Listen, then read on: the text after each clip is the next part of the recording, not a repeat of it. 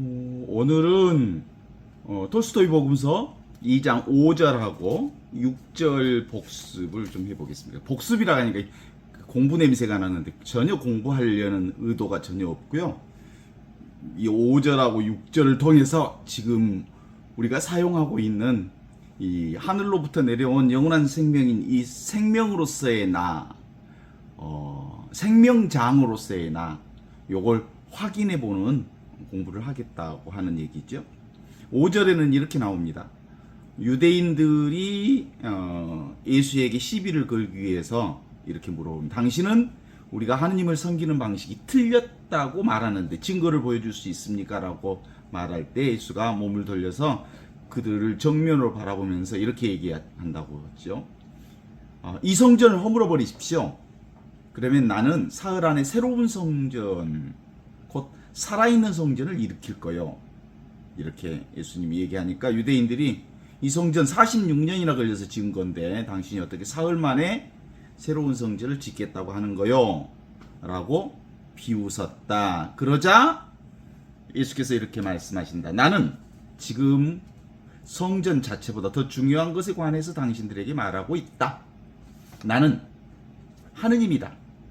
나는 너희가 바치는 제물을 기쁘게 여기는 게 아니라 너희가 지금 여기서 서로 사랑할 때 드러나는 그 사랑을 기쁘게 여긴다 라고 말하면서 살아있는 성전이란 사람들이 사는 온 세상을 가리키는 것이며 그들이 서로 사랑할 때 완성되는 거다 라고 말하고 있어요.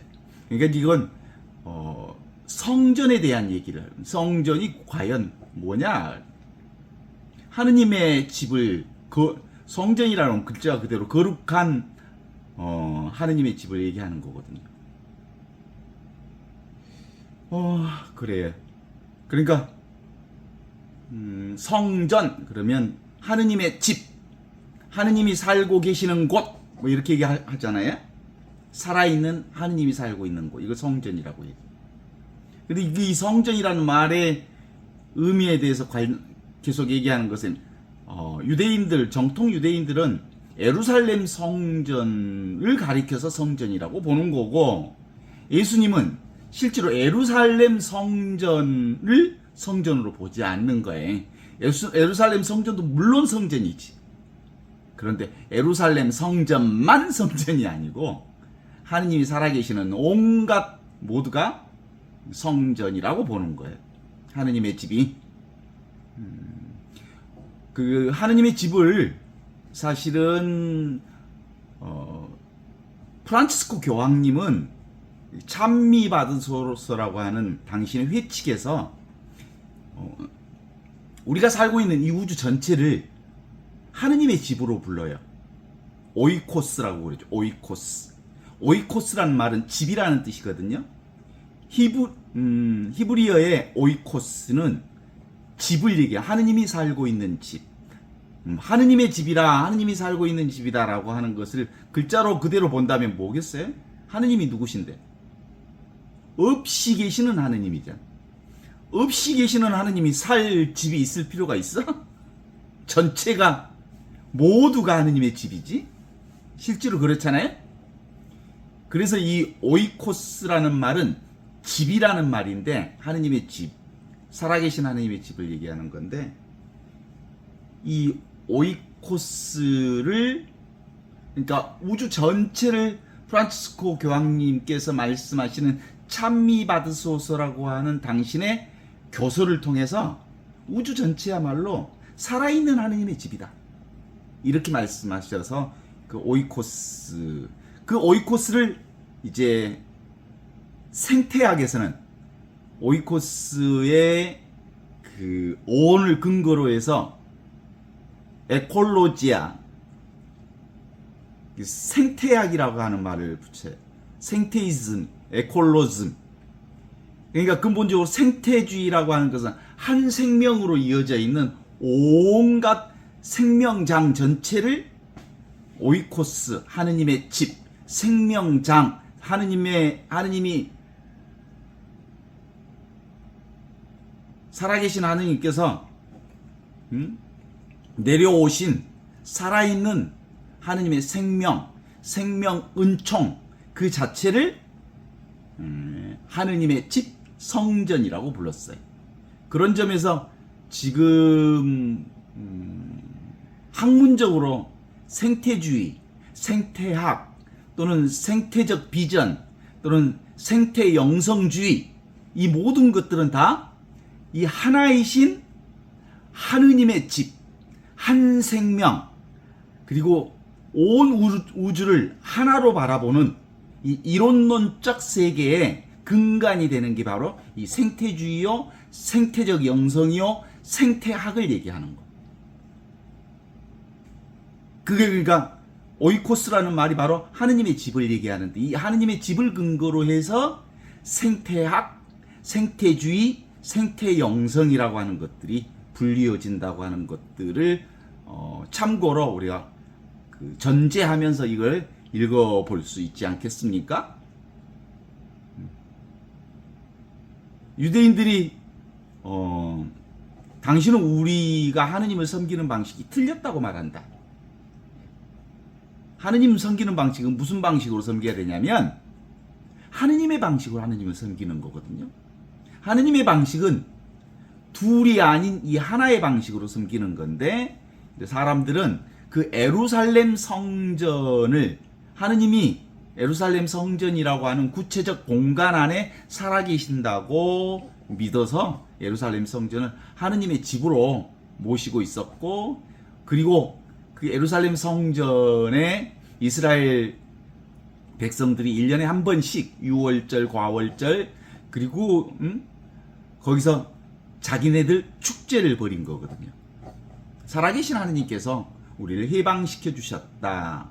죽음에서 우리를 살려주신 하느님께 찬미와 영광을 드리고 바로 그 하느님이 우리의 주인이시다라고 하는 것이 민족적 신앙 고백인 거지요.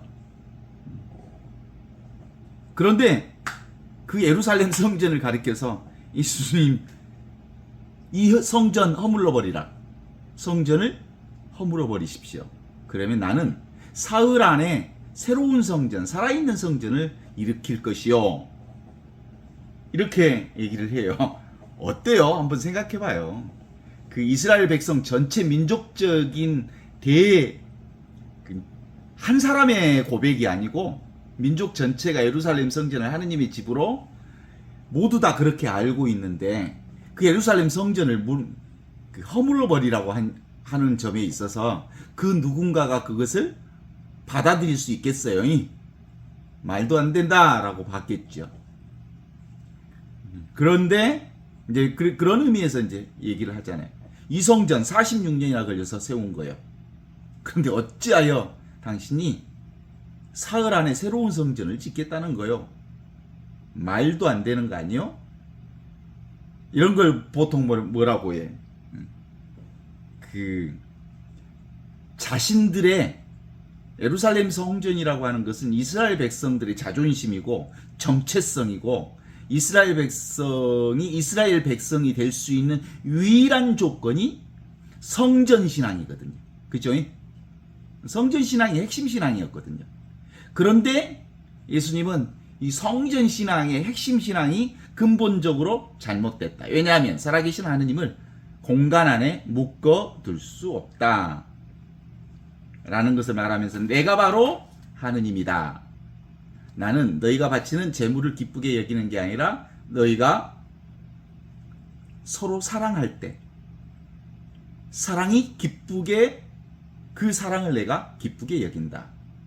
라고 한 예언자의 말을 당신들이 제대로 알아들었다면 내 말을 비웃는 그런 말들은 하지 않았을 것이요. 살아있는 성전이란 사람들이 사는 온 세상을 가리키며 그것은 그들이 서로 사랑할 때 완성되어지는 것이요. 라는 얘기를 합니다.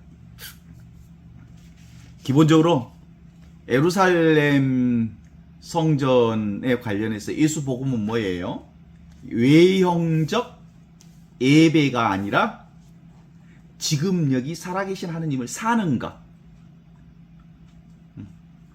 하느님의 집에서 하느님의 집은 뭐예요? 살아계신 하느님이 사는 곳이잖아요. 근데 하느님이 살아계신 곳이 어디 있어? 지금이고 지금 살아계셔. 그리고 여기 살아계셔. 그리고 이 순간 살아계셔.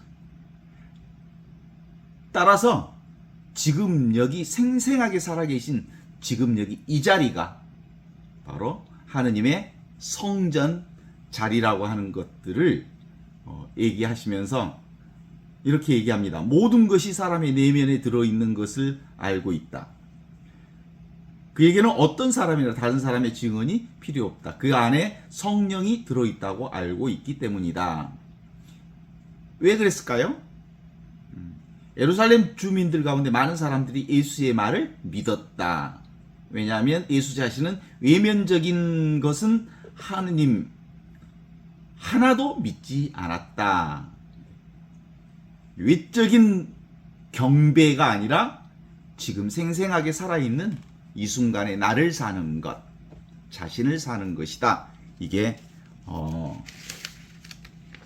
이 2장 5절의 핵심 부분이라고 볼 수 있죠. 기본적으로는 우리 인간들의 특징은 하느님을 좀 이렇게 구체적으로 좀 경험해 봤으면 좋겠어요. 어떤 장소에, 거룩한 장소에 모셔놓고.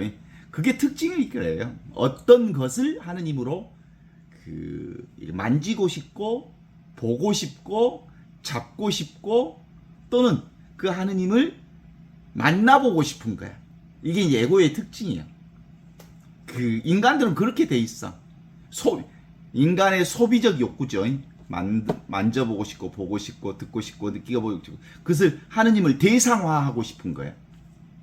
그러니까 하느님을 대상화하고 싶으니까 어떤 건물 안에 하느님이 살아계시다고 확정 짓고 거기에 예배하는 장소, 경배하는 장소, 그리고 그 성전을 중심으로 해서 신앙을 펴나가고 싶어하는 성전 중심의 신앙이란 뭐겠어요? 인간 에고들이 소비자적 욕구지. 욕구야, 욕구. 그렇게. 그러나 실질적으로는 하느님은 어떤 장소에도 국한될 수 없는, 모든 곳에 다 계시는, 살아계시는 하나님. 그래서 우리는 하늘에서 내려온 살아있는 생명이라는 말을 예수님 자주 쓰셨는데, 저도 늘 그 얘기를 자주 반복하는 이유는, 하늘에서 내려왔다라는 말은 인간의 언어로는 도무지 설명할 수 없는 생명이 바로 하늘로부터 내려온 생명이다. 이게 바로 살아계신 하느님인데, 그 하느님이 어디 계시냐면 지금 계시고 여기 계시고 그리고 이 순간 계시는 건데, 지금이라는 말은 무슨 장소적 개념의 지금이 아니고 시간적 개념의 지금이 아니고 영원성을 가지는 지금이고, 여기라는 건 공간적 개념의 여기가 아니라 무한한 공간, 한계 없는 무한한 자리가 바로 여기라는 자리고, 그래서 거기에 살아계셔서 하느님이 계시다고 볼 수 있죠.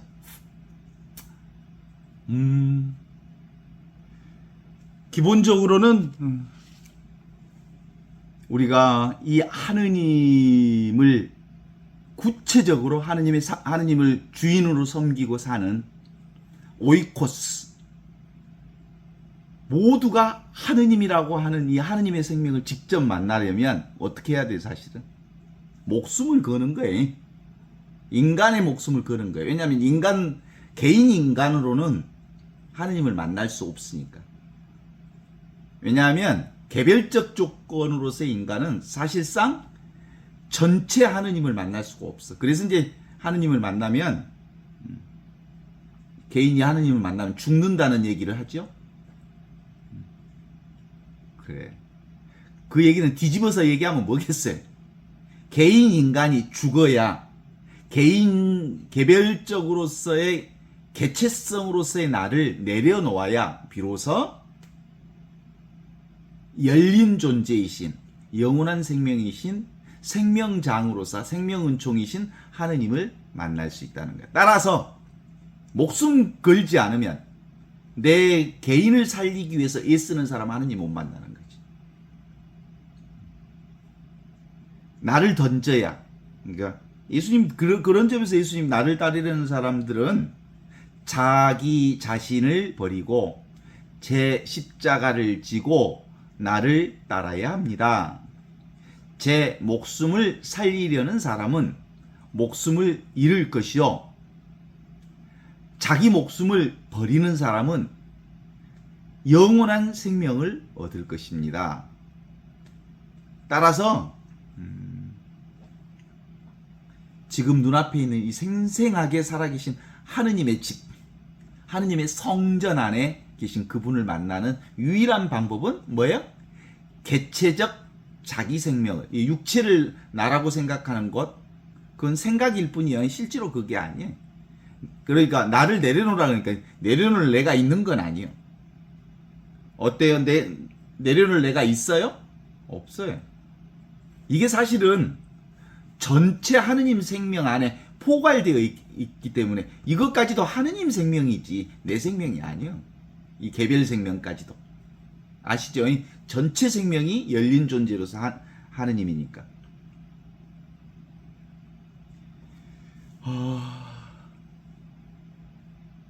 그래서 우리가 하느님의 자리는, 하느님의 성전이 바로 마음 놓고 쉴 수 있는 자리. 마음을 턱 내려놓고 쉴 수 있는 자리. 어제 서울에서 온 어떤 자매들이 초등학교 1학년짜리가 그 아빠에게 이 하느님 마음자리를 설명하는 이 녹음을 저에게 들려주셨어요. 그랬는데 그 이제 그 8살짜리니까 한번 생각해봐요. 얼마나 어려요. 그런데 아주 또랑또랑하게 한국말로 그 녹음한 걸 제가 들었어요. 어떻게 얘기하냐면, 아빠 있잖아. 응? 마음의 눈하고 육신의 눈하고 어떻게 다른지 아빠 알아? 저 정확하게 기억은 안 나니까 이런 투로 얘기를 해요. 그러면서 뭐라고 얘기하냐면, 마음의 눈과 육신의 눈의 차이를 아빠 알아? 모르겠지? 아빠는 진짜 알아? 나는 알겠어. 어떻게 아는데? 그랬더니 마음의 눈이 마음의 눈으로 보는 거야. 모든 건 다 마음의 눈으로 봐. 그럼 육신의 눈은 뭔데? 육신의 눈은 마음의 눈의 비서야. 와, 비서래. 필요하니까 이게 마음의 눈으로 보고 마음의 눈으로 듣고 마음의 눈으로 느끼고 마음의 눈으로 다 한대. 그런데 이 마음의 눈이 육신의 비서를 시키고 코의 비서, 입의 비서, 몸의 비서를 시켜서 그걸 느끼게 한다는 거야. 그러니까 이 비서는 진짜가 아니고 진짜는 마음의 눈이 진짜래. 이렇게 설명하는 거야. 그래서 그 녹음을 내가 들으면서 그 생각이 들었어요. 어떻게 8살짜리가 그걸 너무나도 정확하게 알지? 그건 아이는, 우리 어른들은 그걸 생각으로 하느님의 눈, 마음의 눈을 보려고 하니까 더 복잡해지는 게, 이해하려고 하니까, 설명하려고 하니까. 그런데 아이는 그냥 마음의 눈으로 보잖아. 마음이, 아빠, 할머니 보고 싶으면 서울 계신 할머니 떠올리면 눈앞에 있잖아. 이랬다는 거야. 서울까지 가지 않아도 마음으로 본다는 거야. 육신으로, 우리는 육신의 눈으로만 본다고 생각을 하잖아. 그런 거야. 왜 그게 가능해? 인간은 생각으로 그 마음의 눈을 찾으려니까 안 되는 거고, 아이는 늘 그 마음의 눈을 쓰는 거야. 그러니까 이 육신의 눈이 비서라고 말하는 거야. 필요하니까 쓰는 거래. 그런 거요. 이 마음의 눈이 바로 하느님의 집이야. 이게 성전이야.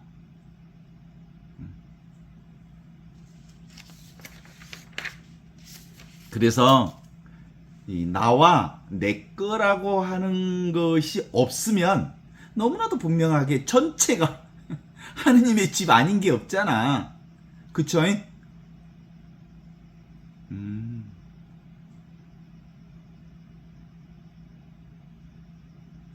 이게 완성된, 온전히 완성된 하느님의 집. 하느님의 집이 아닌 데가 없어. 그래서 예루살렘 성전으로 국한시킨 하느님의 집을 한정시킨, 공간에다가 한정시킨 하느님의 집을 허물었비라. 하느님은 어떤 공간에 따로 있지 않고 안이 계시는 곳이 없기 때문이다. 이 얘기는 구체적으로 무슨 실제로 예루살렘 성전을 부수라는 얘기가 아니잖아요. 예루살렘 성전에 하느님을 가두지 말고 예루살렘 성전에도 하느님 계셔. 그리고 우리 본당에도 하느님 계시고, 그리고 우리 집에도 계시고, 안이 계시는 곳이 없어. 옛날 우리 교리 받을 때처럼 우리 집 화장실에도 하느님 있고 부엌에도 하느님 있고 하느님이 안이 계시는 곳이 없다라는 점에 있어서 예루살렘 성전만을 고집하는 그 하느님 성전 전통을 내려놓아라, 이 얘기겠죠? 그렇습니다. 그래서 사람들의 속성이 그래요. 인도의 격언처럼 사람들은 초콜릿 자체가 되기보다 초콜릿을 먹고 싶어 한다.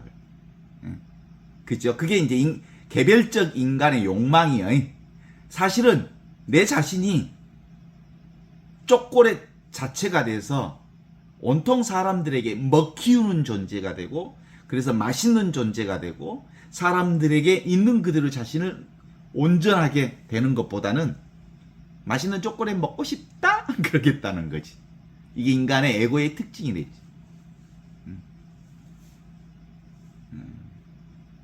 금으로 비유하면 사람들은 자신이 금 자체가, 보배 자체가 되기보다 보배를, 금을 소유하고 싶어 한다? 그러는 거야.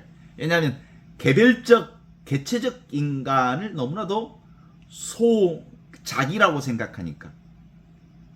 개체 존재를 자기라고 생각하는 이 오류가 만들어내는 흐름이라고 볼 수 있지.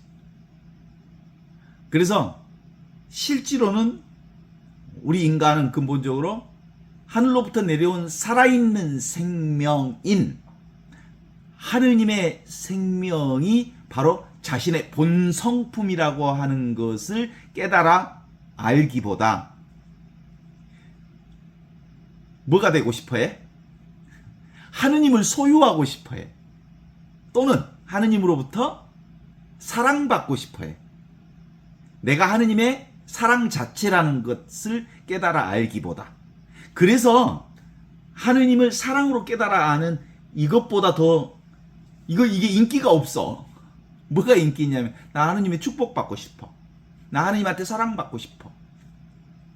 나 하느님으로부터 건강의 축복을 받고 싶어. 주로 이 개별 존재의 욕망을 확대하고 이 개별 존재 에고를 증대시키는 방법으로 쓰는 거거든. 이걸 가리켜서 물질주의라 그래. 말로는 영적인 것으로 얘기하면서 물질주의를 추구하는 거야. 더 부자 되고 싶고 더 건강해지고 싶어. 그래서 결국은 모든 종교들이 어디 쪽으로 기울게 돼 있겠어요? 구복 종교로 바뀌어질 수밖에 없는 한계를 가지고 있다고 봐도 될 것 같아요. 그래서 지금 여기 이 성전, 지금 이렇게 생생하게 살아있는 성전이 어디 있다고요? 하느님이 여기 살아계시고 지금 살아계시고 이 순간에 살아계시기 때문에 하느님이 따로 있다는 성전을 내려놓아라. 하느님이 따로 어떤 공간에 따로 있다는 그런 생각들은 이제 허물어라 라는 말씀을 우리에게 주신 걸로 알아들으면 되겠죠. 그렇지 않으면 자꾸 이 공부를 통해서 우리는 뭘 강화해요?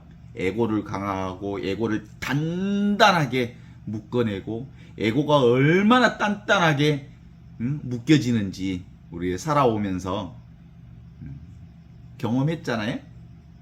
기본적으로 우리 자기 꼴하지 않은 공부죠. 내가 누구야? 내가 곧 살아계신 하느님과 둘이 아닌 하나를 살고 있는 존재다. 그래서 있는 그대로 지금 이대로 있는 그대로 하느님, 있는 그대로, 그것이 설령 아름다움이든 추함이든 또는 남자든 여자든 위든 아래든 좌든 우든 어떻게 가름없이 모두가 전체를 총괄해서 태어나지도 않고 죽지도 않는 영원한 생명이 지금 여기 이렇게 생생하게 살아있음을 드러내는 공부가 우리의 공부라고 보면 되지 않겠습니까? 그렇습니다. 우리가 늘 그런 점에서 이제 예수님은 여기서 뭐라고 얘기하시냐면 사랑할 때 드러나는 사랑을 기쁘게 여기신다. 사랑할 때가 뭐예요? 언제 사랑이 가능해? 지금 사랑이 가능하잖아요. 그리고 지금 사랑을 확인할 수 있잖아요. 그렇습니다. 모든 것은 살아계신 지금. 이게 바로 성령께서 우리와 함께 계심을 증명해 주시는 것. 사랑할 때 사랑을 깨닫는 게 바로 성령이다. 그런 얘기죠. 6절에 들어가면 언젠가 예수가 유다 지방을 떠나 갈릴레아로 돌아갈 때 사마리아 지방을 거쳐 간 적이 있었다 라고 얘기하는 이 부분을 오늘 6절을 좀 들여다볼 수 있을 것 같은데요. 사마리아 여인, 그 시카르 마을에 살고 있는 사마리아 여인이 예수님께서 이제 이 유대 지방에서 갈릴리아로 가다가 그 중간에 사마리아라고 하는 지방이 있었는데 사마리아 사람 시카르 마을에 이르렀을 때 야곱의 아들 요셉에게 준 땅이 바로 그 사카르 지방이었던 모양이에요. 그곳에 야곱의 우물이 있었는데 먼 길을 가던 지친 예수가 우물에 쉬어 앉아 있다가 시카르 마을에 한 여인이 물을 기르고 오는 것을 보면서 여인에게 마실 물을 좀 달라고 부탁을 하는 부분으로 나와요. 그러자 여인이 저에게 마실 물을 달라고요? 보아하니 당신은 유대 사람인데 유대 사람들은 사마리아 사람을 상종도 하지 않는데 어떻게 당신이 저에게 물을 달라고 하십니까? 라고 말할 때 이제 당신이 내가 누군지 알았더라면 내 가르침을 듣고 그리고 나에게 오히려 물을 달라고 했을 것이요. 이렇게 얘기하면서 이제 요한복음에도 똑같이 나와요. 당신이 가진 물을 먹는 사람은 누구나 다 다시 목마르겠지만 내가 주는 물을 마시는 사람은 다시는 목마르지 않을 것이다. 나의 물은 당신에게 영원한 생명을 준다. 그랬더니 금방 알아차려요, 사실은. 누가? 사마리아 여인이야. 당신이 지금 영적인 말을 하는 거군요. 종교적인 말씀을 하시는 거군요. 이렇게 얘기를 하죠.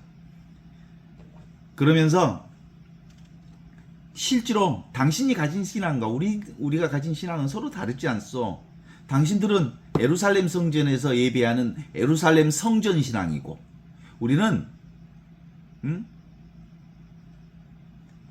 다른 산에서 우리 동네 산에서 그 예배하는 신앙을 가지고 있는 거 아니요.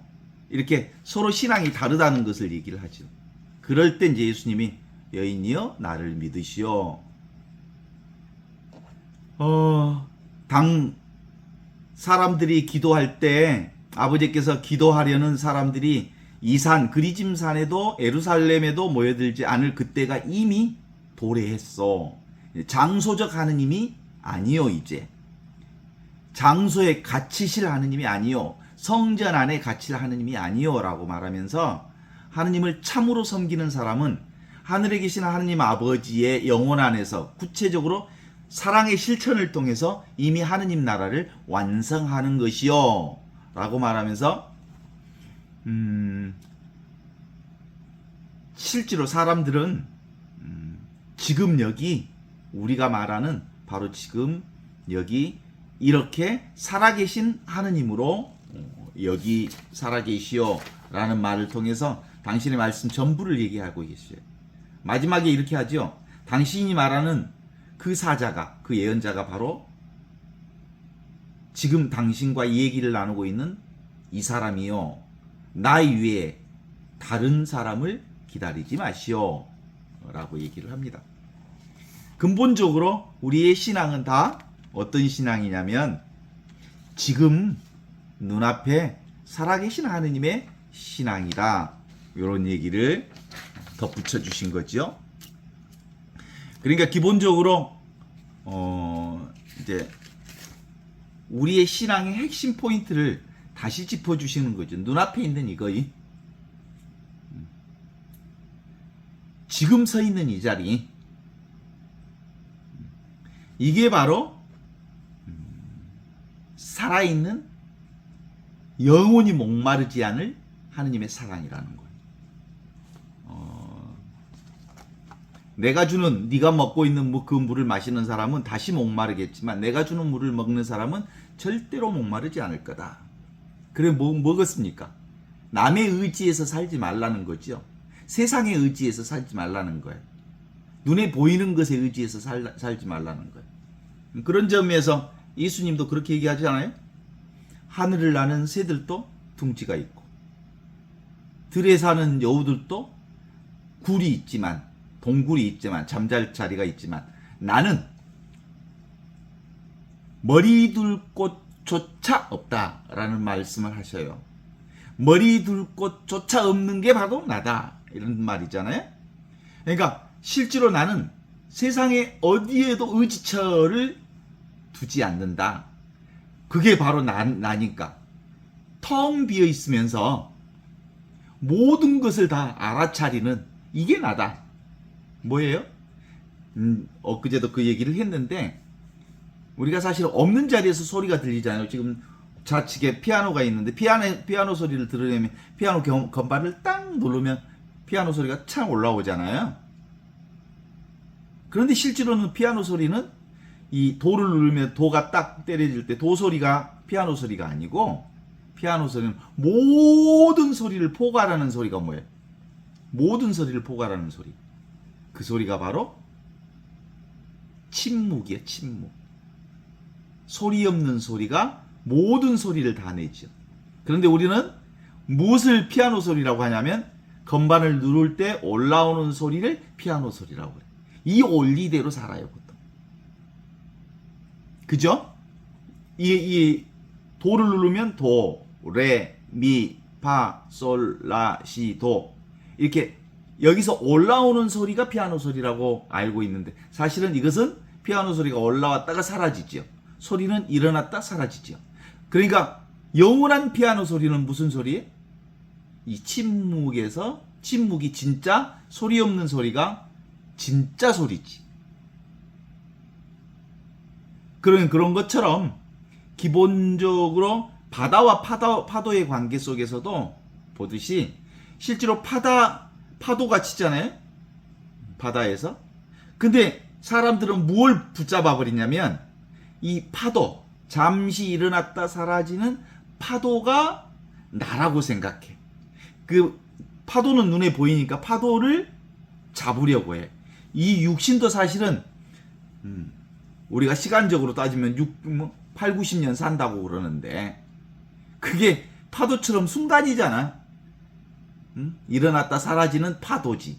그런데 파도가 뭐예요? 바다잖아. 그래서 본질은 바다예요. 바다. 바다가 잠시 파도처럼 드러났다 사라지는 거지.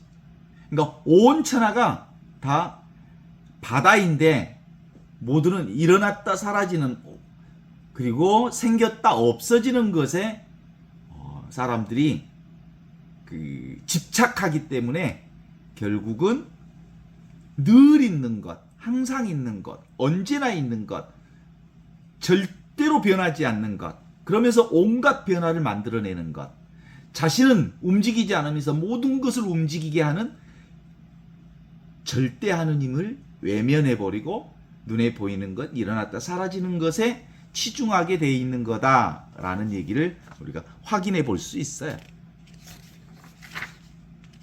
그쵸? 그런 점에서 우리가 하늘로부터 내려온 살아있는 생명을 확인해 보려면 늘 붙들으면 붙잡힌다라는 사실을 확인할 수 있어요. 이거 진리 중에 최고의 진리입니다. 그러니까 우리가 늘 이 평온을 기는 라인홀드 리버의 기도에서 확인한 것처럼 바꿀 수 있는 건 우리가 받아들이는 평온을 주시, 바꿀 수 있는 것은 바꾸는 용기, 바꿀 수 없는 것은 받아들이는 수용 능력, 그리고 그 차이를 구별하는 지혜를 주십시오라고 기도하는 그거죠. 하루하루를 살게 하시고 한순간한순간을 누리게 하시고 온갖 고난을 평화에 이르는 길을 받아들이게 해주십시오. 이런 얘기를 합니다. 죄로 물든 세상을 내 마음대로가 아니라 예수님처럼 있는 그대로 받아들이게 해주십시오. 당신의 뜻에 순복하는 동안 당신께 모든 것을 바로 세우실 것을 신뢰하게 하십시오. 이곳에 사는 동안 사리에 맞는 행복을, 그리고 저곳에서 당신과 더불어 영원토록 온전한 행복을 누리게 하십시오. 그래, 무슨 소리야, 그러니까. 바꿀 수 없는 게 인생이라는 거예요. 그냥 수용하는 게 인생이라는 거예요.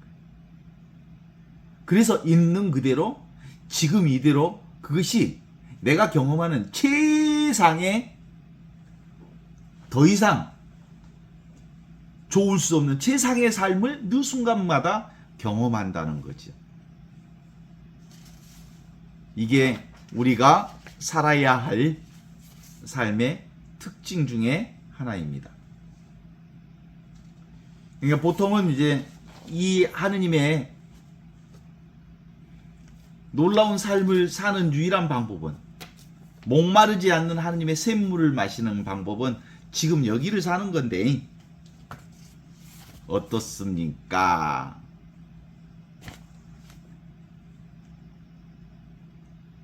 이 자리가 어떤 자리? 멈추면 마르지 않는 샘물이 철철철철 흘러넘치는 이 자리를 발견할 수 있어요. 그래서 멈추면 보이는 것이 바로 하느님의 사랑이요, 멈추면 보이는 것이 바로 하느님의 은총과 축복과 은혜라고 하는 것을 알 수 있어요. 그러면 멈추어야 하는 어떤 행위를 우리가 해야 된다고 생각해. 또 그런 거 없어. 이미 우리는 멈춰져 있어. 이미 우리는 침묵을 살고 있어. 이미 우리는 맛없는 맛을 소유하고 있어. 맛없는 맛이 나요. 늘 그걸 가지고 있어. 그래서 아무런 노력을 하지 않아도 없이 계시는 하느님이 바로 나의 본성이에요. 그래서 모든 것은 없이 계시는 이 하느님을 통해서 온전하게 드러내주고 있음에도 불구하고 우리의 생각이 자꾸 뭘 만들어, 없는 것을 있는 것처럼. 이게 바로 이온성으로 지켜보는 인간적 방법인 주체와 대상을 설정해서 세상을 인식해 보려고 하는 인간의 접근 방식 때문에 사실상 진리를 알 수가 없어. 가버려. 여기 있는데 저리 가버려. 지금 있는데 딴 데로 가버려. 이것이 인간의 정말 성령께서 도와주시지 아니하시면 도무지 극복할 수 없는 불치병을 살고 있다는 것을 우리가 알아볼 수 있어요. 제가 이 불치병이라고 그러니까 그래요. 인간은 보통 뭘로 살아요? 언어로 살잖아. 언어로 서로 소통하면서 살잖아. 아까 그 초등학교 1학년짜리가 마음을 아주 가볍게 얘기하고 알 수 있는 것은 그냥 우리가 모두 다 이 마음으로 살잖아. 이 사랑으로 살잖아. 이 하느님의 생명으로. 그래서 쉽게 알아요. 그래서 그런데 이제 성인들이 알려면 성인들이 이 하느님의 자리, 사랑의 자리, 이 마르지 않는 하느님의 사랑의 샘물 자리를 먹고 살려면 언어 도단, 언어가 바로 인간의 소통 방식이기 때문에 인간의 방식으로는 하느님의 이 마르지 않는 샘물인 하느님의 사랑과 은총을 경험하기가 어려워. 내 노력으로, 내 힘으로, 내 의지로. 그래서 보통 이제 그 영적인 큰 흐름에서는 이 정화, 이 불치병을 정화하는, 이 생각을 정화하는 과정을 거쳐요. 정화, 조명, 일치의 단계를 가야 한다고 보는 거예요. 뭘 정화한다는 거예요, 사실은. 인간의 생각과 감정을 내려놓는 작업. 그래서 이 정화의 과정을 거치는 과정 안에서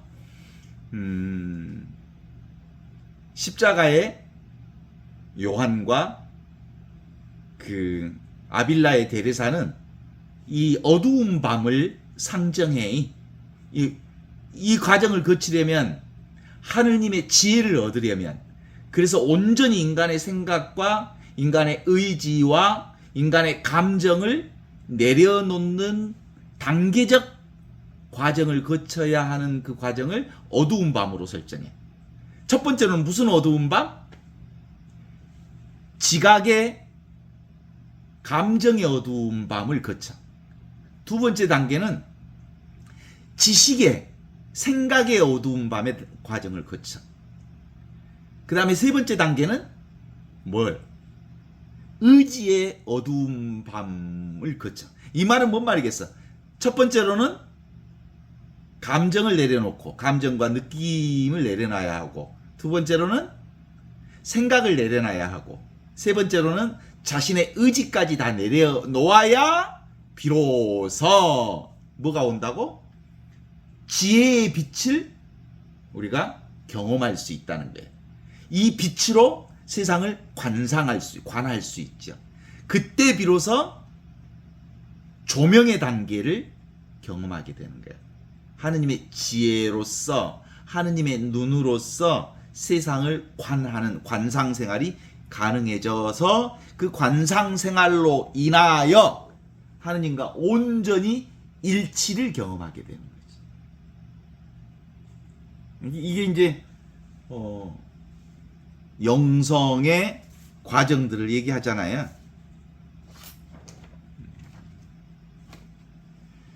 그래요. 그래서 이 생각과 감정과 자신의 의지를 내려놓는 일이라고 하는 건 생각과 감정과 의지를 내려놓기 위해서 애쓰면 안 돼. 그건 내려놓고 싶어서 내려지는 게 아니에요. 그거 의지로 되는 일이 아니니까. 그건 어떤 때 되는 거예요? 감정이 완전히 어두컴컴한, 예를 들면 예수님이 어떤 단계, 주님 어찌하여 저를 버리시나이까 라는 그 단계, 도무지 이해가 안 됩니다. 그 다음에 자기 의지를 내려놓는 단계, 주님 제 뜻대로 마시고 하느님 뜻대로 하소서라는 단계. 자기 생각을 완전히 내려놓고 의지를 내려놓고 자신의 감각을 내려놓는 어두컴컴한 체험이 있어야 되는 거예요. 절벽 체험, 절망의 체험, 그리고 인간으로서는 도무지 뚫을 수가 없네요. 라는 것으로서 자기 의지가 완전히 내려질 때 비로소 하느님의 지혜로서 빛을 조명받고 그런다는 거예요. 어떻게 그게 살아요? 안 돼. 인간의 생각으로는. 그 경험을 해야 돼, 그거. 그래서 근데 그게 무슨 이렇게 단계별로 무슨 그 감정의 어두운 밤을 거친 다음에 무슨 생각의 어두운 밤을 거치고 또 그 다음에 의지의 어두운 밤을 거친 다음에 하느님의 빛을 조명받고 그리하여 하느님과 일치되어지는 과정을 겪는 이런 택도 없는 소리야. 그건 한순간에 이루어지는 거야. 그게 따로따로 이루어지는 게 아니에요. 그게 자아의 죽음 과정을 드러내는 거죠. 어때요? 나를 따르려는 사람은 자기 자신을 버리고 제 십자가를 지고 나를 따라야 합니다. 그때 비로소 이게 이제 멈추는 작업을 하는 거잖아요. 멈추면 드디어 보이는 하느님의 사랑과 은총과 하느님의 축복, 이보다 더 좋을 수 없는, 이보다 더 아름다울 수 없는 삶을 이제 뭘로 보는 거예요? 인간의 눈으로 보지 않아요. 이제 빛을 받아서 누구의 눈으로? 하느님의 눈으로 보는 거죠. 이게 하느님의 눈으로 보는 게 바로 관상생활의 전부이기 때문에 그렇습니다. 그래서 이 사마리아 여인에게 예수님이 아주 자연스럽게 얘기하죠. 당신이 가진 물을 먹는 사람은 먹어도 또 목마르겠지만 내가 주는 물을 먹는 사람은 결코 목마르지 않을 거다. 그 내가 주는 물은 어디서 나와요? 자기 자신에게서 나오는 거예요. 응? 외부에서. 그래서 기본적으로 우리 삶의 가장 건강함은 자기 자신을 만나는 것, 자기답게 사는 것, 자기로서 사는 것, 자기가 되어 사는 것. 그 자기가 뭐예요? 하느님 하늘로부터 내려온 살아있는 생명인 이 생명 은총, 하느님의 본성, 자신의 본성으로 살 때 비로소 온전히 목마르지 않는 하느님의 사랑 가운데 살게 된다는 흐름이지. 그러면 이제 우리가 노래를 제대로 부를 수 있죠? 우리의 삶이 펼쳐진 그대로 삶의 기쁨을 경험할 수 있어요. 있는 그대로, 지금 이대로, 있는 그대로, 지금 이대로. 있는 그대로, 지금 이대로, 있는 그대로 하느님. 그죠? 이제 이런 얘기 너무 분명해졌는데도 불구하고 잘 안 돼. 힘이 안 빠지니까. 힘 빼는 공부인데. 아직도 에고의 힘이 남아서 힘이 잘 안 빠지지.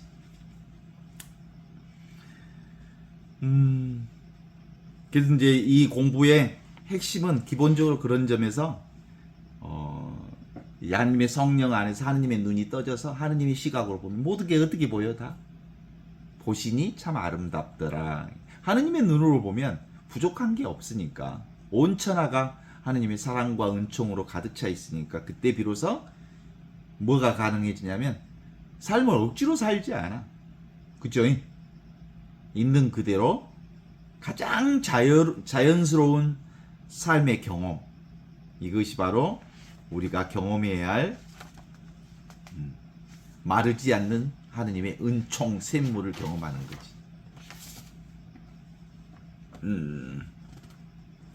그런 점에서 이제 저는 요즘에 허나마나한 일, 우리 인간은 모두 다 그 무슨 의미 있는 일, 소중한 일, 특별한 일, 뭔가 근사한 일을 찾아 살아왔다면 이제는 그런 거 찾지 말고 밖에 있는 근사하고 멋지고 화려하고 쇼킹하고 이런 거 말고 이미 사용하고 있는 것, 언제나 나와 함께 있는 것, 그게 바로 눈앞에 있는 것, 여기 있는 것, 이 순간에 있는 것, 이 생생하게 살아있는 이 자리, 별 볼 일 없는 건데 이것을 통해서 온갖 것을 다 보기 때문에 실제로는 별 볼 일 없는 것인 것처럼 보이지만 정말 별 볼 일이 있어. 이게 영원한 생명이라는 사실을 확인할 수 있습니다. 그런 점에서 이제 이 공부가 제대로 되려면 우리가 사는 모든 것들은 다 한바탕 꿈이라는 깨달음이 있어야 하는 거지. 어때? 이제 그게 가능합니까? 꿈 같은 인생? 이거 고백할 수 있어야 사실은 그런 거야. 이제 이걸 알아차린 사람, 왜 이걸 알아야 하는 거냐면, 우리가 그 길 가다가 그 뱀을 봐갖고 깜짝 놀래가지고 막 뒤로 자빠졌잖아. 근데 아침에 가서 보니까 뭐예요 그게? 썩은 동아줄인 줄 알게 됐어. 그러면 사실은 그 실제로 뱀을 본 게 아니고 썩은 동아줄을 보고 뱀으로 착각한 거예요. 그럼 다음에 썩은 동아줄을 보고 안 놀래. 이게 이제 이 공부의 핵심입니다. 우리가 살고 있는, 우리가 경험하고 있는 눈으로 보이는 온갖 것들은 사실은 실제하지 않는 거예요. 우리의 생각으로 보는 게 아닌 거거든요.